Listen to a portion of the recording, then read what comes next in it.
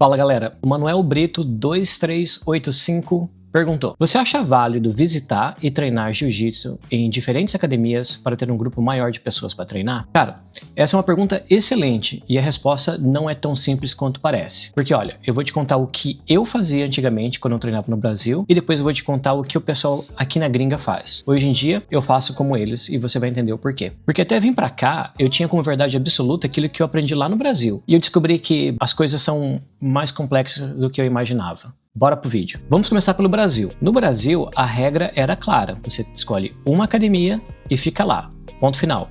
Você é da equipe X? Então você está treinando só na equipe X. Você não fica pulando de academia em academia. Você não fica visitando outros lugares. Por quê?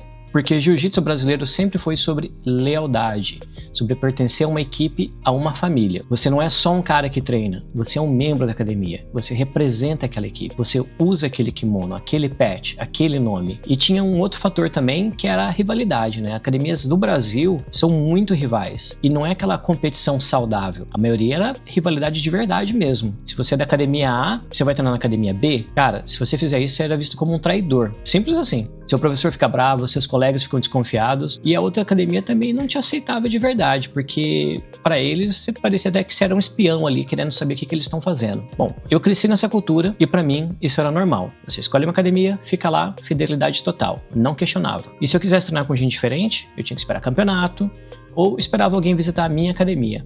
Mas eu ir em outra academia treinar, cara, isso nem passava pela minha cabeça. E olha, tem um lado bom nisso. Você cria vínculos fortes, você pertence a algo, você tem uma identidade, você tem uma família no tatame. Mas também tem um lado ruim, que você fica numa bolha.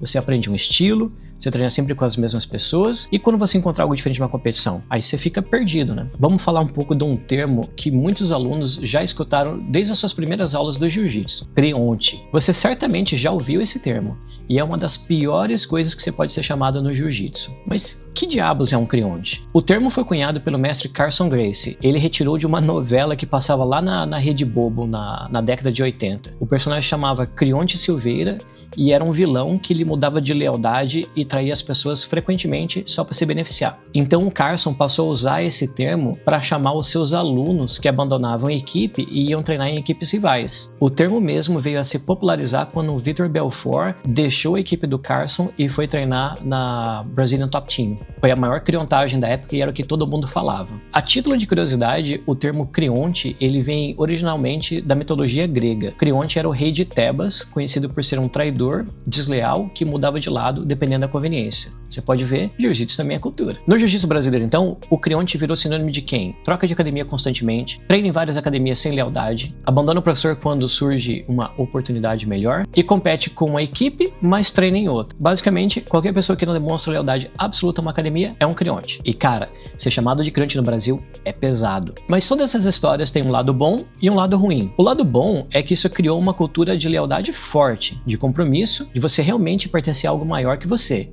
Você não é só um cliente, você é família. O lado ruim é que isso também criou uma cultura de medo, de controle abusivo, de professores que usavam isso para manipular os seus alunos. Tem professor que já chamou o aluno de creonte só porque ele tirou foto com um professor de outra equipe, ou só porque ele comprou um kimono de uma marca diferente. Ah, isso aí é abuso, né? Isso aí não é lealdade, isso aí é controle. E pior, impediu muita gente de crescer no jiu-jitsu, porque ficavam presos numa bolha com medo de serem chamados de creonte. Hoje em dia, o termo ainda existe no Brasil, mas o significado tem mudado. Na velha guarda brasileira, ainda é tabu pesado, mas na geração nova, ela tá mais flexível. A galera começa a entender que você pode treinar em outros lugares e não ser um traidor. E olha, tem gente que usa esse método a favor deles. O professor que não quer perder o aluno ou a mensalidade, usa de ameaça, né? Você vai ser um creonte, só para segurar o cara. E isso não é certo, mas infelizmente acontece. Eu acho que o termo creonte até tinha um propósito no passado, né? Protegia o professor de ser explorado e criava uma cultura de lealdade. Mas hoje, com todas essas informações sobre jiu-jitsu, a maioria das vezes o termo creonte é usado de uma maneira tóxica. O creonte real mesmo é o cara que treina de graça numa academia, aprende tudo e vaza para competir pela concorrente. Ou o cara que troca de academia a cada 3 meses porque ele nunca está satisfeito com nada. Ou então o cara que usa várias academias, mas ele não tem compromisso de verdade com nenhuma delas. O cara é desleal, ele fala mal da academia, numa academia ele fala mal para outra e vice-versa. Ele acaba traindo a confiança do seu professor, chega na outra academia e fala assim, ah, mas meu professor ensina errado, ele ensina assim, assim, assim, e aqui ensina assim, assim, assado. Sei lá.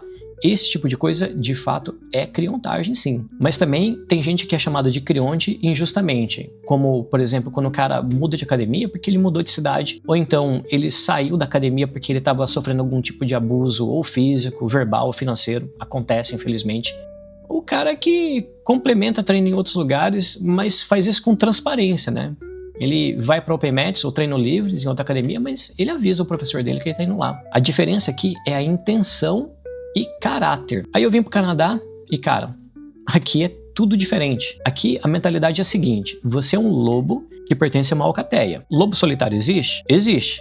Mas exceção à regra. A maioria dos lobos ele precisa de uma alcateia. Ele precisa de estrutura, de hierarquia, de companheirismo, de uma identidade compartilhada e de objetivos comuns. Você pode sair para caçar sozinho de vez em quando, pode explorar outros territórios, pode aprender com outros grupos, mas você sempre volta para sua alcateia, porque é lá que você pertence. No jiu-jitsu é a mesma coisa. Você pode e deve explorar, treinar em outros lugares, conhecer outros colegas de treino, aprender outros estilos, mas você tem que voltar para sua alcateia, para o seu time, pro seu grupo, por assim dizer. Até mesmo porque são essas pessoas do seu time que conhecem a sua jornada, que celebram suas vitórias, te apoiam nas derrotas e te cobram quando você dá aquela sumida do treino, ficam uma semana sem ir. Eles crescem junto com você. E aqui, se você só fica visitando a academia sem ter uma academia fixa, ninguém te leva a sério. Nenhum grupo realmente te considera parte do time deles. E quando você precisa de apoio numa competição ou durante uma lesão, num momento difícil da sua vida, você de fato vai estar sozinho. Então a ideia aqui é que você tenha a sua academia principal, mas você também tem o direito de visitar outras academias, de fazer open mats ou treino livres em outros lugares, participar de seminários de outras academias e fazer visitas quando você viaja para outra cidade, né? Eu, por exemplo, devido ao meu trabalho, eu acabo viajando bastante e às vezes eu fico 2-3 dias dormindo em outras cidades. Geralmente eu dou uma olhada no Google, vejo se tem uma academia de jiu-jitsu ali, ligo agendando e dou um pulo pra treinar uma noite com os caras. Cara, você acaba treinando com pessoas diferentes, você acaba pegando uma técnica diferente ali e você acaba ajudando até seus próprios colegas de treino depois quando você volta com essas informações novas. E aqui ninguém vê problema nisso. No começo, isso foi um choque pra mim, né? Eu pensava, pô, como assim o cara treina aqui, mas também treina lá? E cadê a lealdade? Mas aí eu comecei a entender o porquê que eles fazem isso aqui e porquê que funciona. Eu notei que aqui, por exemplo, não tem a mesma cultura de rivalidade que tem no Brasil. As academias aqui competem, sim, vai pra campeonato, é sério, qual academia é melhor que qual, mas é uma competição saudável.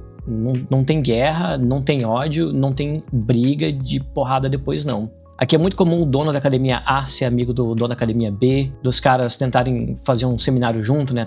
Às vezes vai trazer um atleta que é muito caro para dar seminário, os caras dividem os custos, juntam os alunos e cresce o jiu-jitsu, todo mundo da comunidade ali. E no final das contas você vê o mindset do Brasil é aquele, né? Esse aqui é meu aluno e ele é parte da minha equipe. E aqui, tanto nos Estados Unidos quanto no Canadá, os caras pensam assim, o jiu-jitsu é do aluno, ele tá desenvolvendo o jiu-jitsu dele e eu como professor eu tô aqui só para ajudar ele. Então voltando para a pergunta original, é válido treinar em academias diferentes? A resposta é depende. Depende se você tem as intenções corretas. Eu acho válido e até recomendo quando você tem uma academia principal. Você não pode ser turista permanente. Você tem que ter uma base. Você tem que ter um lugar que é o seu lar. 2, você é honesto sobre a sua situação. Você não fica escondendo que treina em outro lugar. Você fala abertamente. Eu treino aqui com o meu time, mas de sábado, sei lá, eu vou na academia X para fazer treino livre, open mat, porque tem mais gente no meu peso, por exemplo. Enfim, transparência é tudo. E 3, você respeita ambas academias. Isso aqui é importante. Você não fica comparando uma academia com outra, você não vai numa academia para falar que A e B é melhor, ou que C e D é pior, e etc. Cada academia tem seu estilo, você vai lá, treina, respeita as regras, volta para sua, não fica de leve trás. E 4, por fim, você está buscando crescimento e não fuga. Você está indo treinar em outras academias porque você quer aprender algo diferente e você quer treinar com pessoas diferentes de você. Você quer expandir seu jogo e fazer seu network. E é claro, vale ressaltar, é importante que você veja primeiro se a sua academia encoraja esse tipo de coisa. Converse com seu professor, faz uma pergunta, não ofende. Veja lá com ele. Qual que é as regras dele? E se o seu professor não autorizar você visitar outras academias, aí você só tem 3 opções. Ou você respeita as regras dele, afinal de contas ele é o dono da academia. Ou 2, você tenta convencer ele com as suas razões, porque você quer fazer isso. Ou 3, você muda de academia para uma mentalidade mais aberta. O que você não pode fazer é trair a confiança desse professor treinando escondido. Aí é covardia. E olha, no final das contas, essa pergunta sobre treinar em várias academias ou não, não tem uma resposta única, né? Depende de onde você mora, qual que é a cultura do local, qual que é a mentalidade do seu professor, quais são seus objetivos, qual que é o seu nível de maturidade no esporte. Para mim, vindo de uma cultura brasileira ultra tradicional para uma mentalidade mais aberta aqui na América do Norte, a maior lição foi que lealdade não significa exclusividade.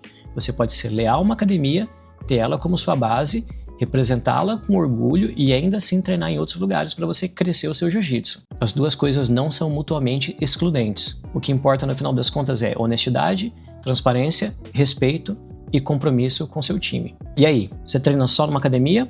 Ou você já visitou outras? Como é que é a cultura na sua cidade? Mais aberta, tipo aqui na América do Norte, ou mais fechada, tipo o Brasil tradicional? Comente aqui embaixo, eu quero saber da sua experiência.